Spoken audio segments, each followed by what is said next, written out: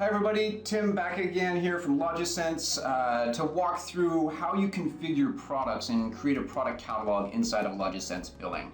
So we're going to jump straight into the setup area here. So I'm able to see what we call our packages and services. In our billing solution, we kind of have a two-tier structure. Package is the product that you're going to be selling to your end customer, and it's made up of multiple different services and individual charges that you might be giving them. So let's jump in and take a look at the services here. Now, service definitions are essentially anything that you want to charge. Maybe it's a monthly recurring subscription, maybe it's one-time charges, maybe it's usage-based inclusions that you're using. So you're able to basically create any of the different types of charges that you want inside of the system itself. Now, you'll notice some things on the right-hand side here where we actually have check marks for things like, is it a usage-based service? Am I going to need a unique identifier on this to be able to pull metered information out of a usage file and bill it to this service as well? But we also have standard things as well. So every service can be connected to a general ledger code, and then you're also able to pick your different tax category on how you might need to tax this service as well. So everything that you're going to define is really the description of the service. In this case, is it going to be using some kind of inclusion? We've got 1 million monthly API calls that's coming in this example, but essentially breaking out all of your different charges into individual items that you can make sure that you're recognizing your revenue properly. And whether or not you want them to show up on an invoice or not is really up to your invoice template. So you can have just the top level package showing on the invoice, or you can break down the individual charges. It's entirely up to you.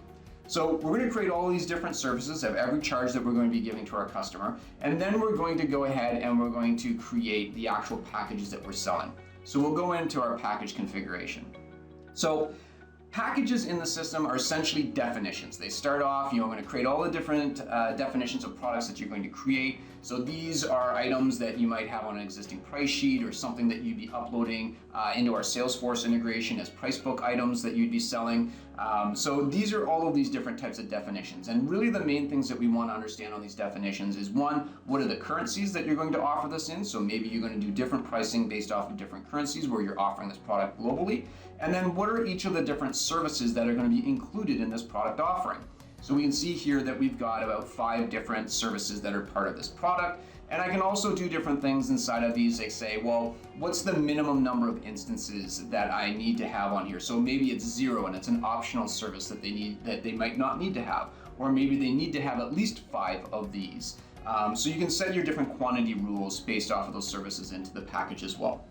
Now, your next step is really talking about, well, how do I want to sell this package? How do I want to sell this product? What's my billing frequency? And then how do I want to price it based off of that frequency? So here's an example where we've created a monthly frequency that we wanted to sell this product. So now I can see all of my different services and how do I want to price them?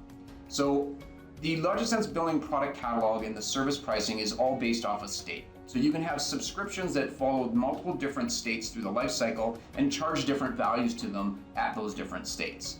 So here we can see that we've defined our different pricing based off of our states for these different services. If I wanted to, I could go ahead and I could actually create some tiering on this pricing. So I could do more of a waterfall tiering where I'm going to charge so much between 0 subscriptions to 30 subscriptions, 30 subscriptions to 60 subscriptions, and different prices at those levels, or doing more of a progressive one where the total number of subscriptions is going to get the end cost. So I can do multiple different ways that I want to price these different tiers at the different service levels. So a lot of flexibility in how you can set up your pricing.